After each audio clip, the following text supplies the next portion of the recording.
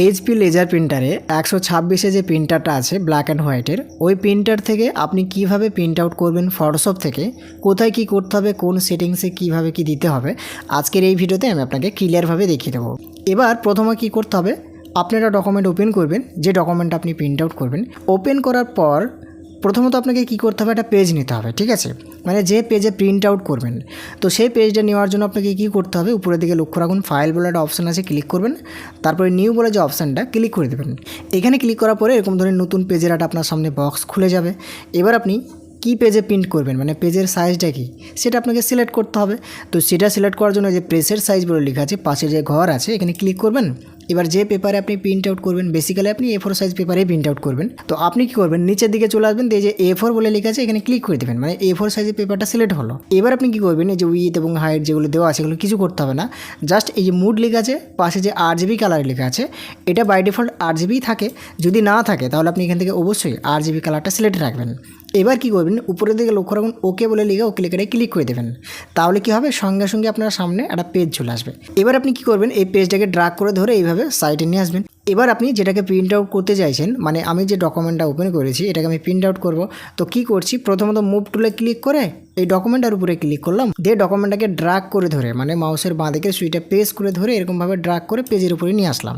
এবার কি হলো, পেজের উপরে কিন্তু এই ডকুমেন্টটা চলে আসলো। প্রথমত আমি আপনাকে বলি, এই যে ডকুমেন্ট আছে এই ডকুমেন্টটা কিন্তু অবশ্যই আপনাকে A4 সাইজে ক্রপিং করা থাকতে হবে। এবার আমি যে কাজটা করব সেটা হচ্ছে, এই যে দেখুন এখান থেকে ম্যাক্সিমাইজে ক্লিক করে দিলাম, যেটা আমি সুন্দরভাবে সাজিয়ে নিলাম এই জায়গাতে। হলো, ধরে নিন এইভাবে আমি রাখলাম A4 সাইজে, যেন প্রিন্ট আউটটা ভালোভাবে হয়, যেহেতু ডকুমেন্টটা A4 সাইজেরই। এবার কি করবেন, জাস্ট প্রিন্ট আউট প্রসেস যেভাবে প্রিন্ট দিতে হয়। তো আমি আপনাকে দেখাই, আমি উপরের দিকে লক্ষ্য রাখুন, ফাইল বলে একটা অপশান আছে, ক্লিক করতে হবে। নিচের দিকে চলে আসুন, দেখুন প্রিন্ট বলে একটা অপশান, ক্লিক করে দেবেন। এখানে ক্লিক করার পরে এরকমভাবে আপনার মানে যে ফটোশপ সফটওয়্যারের নামটা থাকবে, নিচের দিকে লক্ষ্য রাখুন, দেখুন প্রসিড বলে লেখা, ক্লিক করতে হবে। এইখানে ক্লিক করার পরে এবার দেখুন এই যে প্রথমত প্রিন্ট বলে লেখা আছে, তারপর নিচের দিকে লক্ষ্য রাখুন, দেখুন প্রিন্টার বলে লেখা, নিচে নেম, মানে আপনি কী প্রিন্টার প্রিন্ট আউট করতে চাইছেন। তো আপনি কী করবেন, প্রথমত এই যে কী প্রিন্টার প্রিন্ট আউট করবেন সেটা সিলেক্ট করে নেবেন এই জায়গা থেকে। এখানে একবার ক্লিক করবেন। আমি যেহেতু HP laser jet pro MFVM 126+ series এই প্রিন্টারটাই প্রিন্ট আউট করবো, তো আমি এখান থেকে এটা ক্লিক করে দিলাম। এইখানে ক্লিক করার পরে এবার আপনি প্রপার্টিসটাও দেখে নেবেন, ঠিক আছে, সেখানে যদি ভুলভাল সিলেক্ট করা থাকে তাহলে কিন্তু আপনার পেপারটাও সেরকমভাবে প্রিন্ট আউট হবে। তো অবশ্যই আপনি প্রপার্টিসটা সিলেক্ট করবেন, এখান থেকে প্রপার্টিসটাই ক্লিক করে দেবেন। এখানে ক্লিক করার পরে এরকমভাবে একটু হালকা স্ক্রলিং হবে, বোঝা গেল, মানে এইচপি লেজার প্রিন্টারের যে মানে সেটিংস বা যে ফ্যাসিলিটি সেটা আপনাকে দেখাবে। ওকে, তো দেখুন এইভাবে চলে আসবে। আসার পর আপনি কি করবেন, দেখুন প্রথমত এই জায়গাতে বেসিকে সিলেক্ট করা থাকবে। তার আগে বলি, এই যে ফ্যাক্টরি ডিফল্টস বলে লেখা আছে, এটা বাই ডিফল্টেই সিলেক্ট করা থাকবে। তারপর আপনি নিচের দিকে আসুন, দেখুন 2 সাইড প্রিন্টিং ম্যানুয়ালি, তো এই জায়গাতে আপনার নান করা থাকবে। ওকে, তারপরে পেজ পার সিট, এই জায়গাতে আপনার 1 পেজ পার সিট, মানে এগুলো কিছু করতে হবে না, এইভাবে রেখে দেবেন। তারপরে দেখুন এই জায়গাতে নিচের দিকে লক্ষ্য রাখুন, দেখুন লেখা আছে প্রিন্ট কোয়ালিটি। তো আপনি কী করবেন, এই জায়গাতে প্রিন্ট কোয়ালিটিতে নর্মালি রাখবেন, যেটা করা আছে বাই ডিফল্ট এটা করে রাখবেন। এবার আপনি নিচের দিকে লক্ষ্য রাখুন, এই যে এখানে দেখুন কপি কাউন্ট, মানে এখানে আপনাকে বোঝানো যাচ্ছে যে কপি বার করবেন একসঙ্গে। তো এটা যদি আপনি 1 কপি বার করেন তাহলে 1 থাকবে, আর যদি বলেন যে না আমি 4-5 কপি বার করবো, তাহলে এই যে প্লাস চিহ্ন আছে এখানে ক্লিক করবেন, তত বাড়বে, আবার ক্লিক করবেন আবার বাড়বে। যদি আপনি 5 কপি বার করেন তাহলে এইভাবে ক্লিক করে করে দেখবেন 5 হয়ে যাবে, রেখে দেবেন।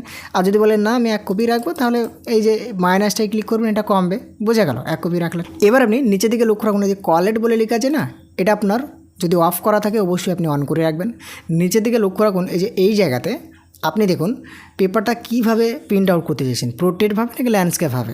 পোর্ট্রেট মানে আপনারা ভালোভাবে জানেন ফটোটা লম্বিতে আসবে, যখন প্রিন্ট আউট হবে লম্বাতে আসবে, আর ল্যান্ডস্কেপ বলে আড়া হবে।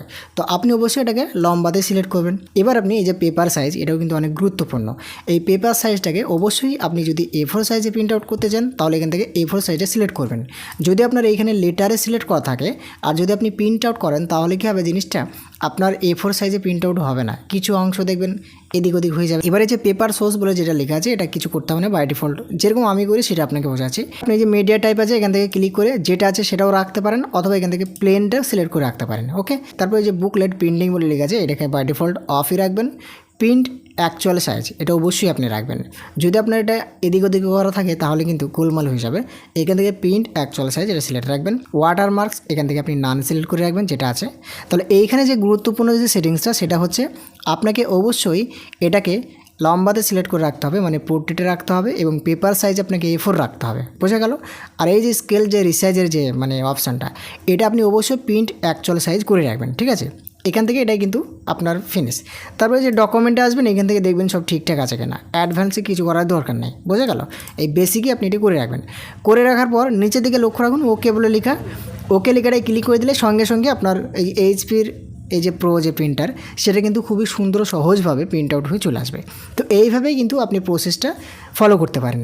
তো ভিডিও দেখে ভালো লাগলে অবশ্যই লাইক করবেন এবং চ্যানেলে নতুন হয়ে থাকলে বা আরও ভিডিও পেতে অবশ্যই চ্যানেলটাকে সাবস্ক্রাইব করে দেবেন নতুন ভিডিও পাওয়ার জন্য।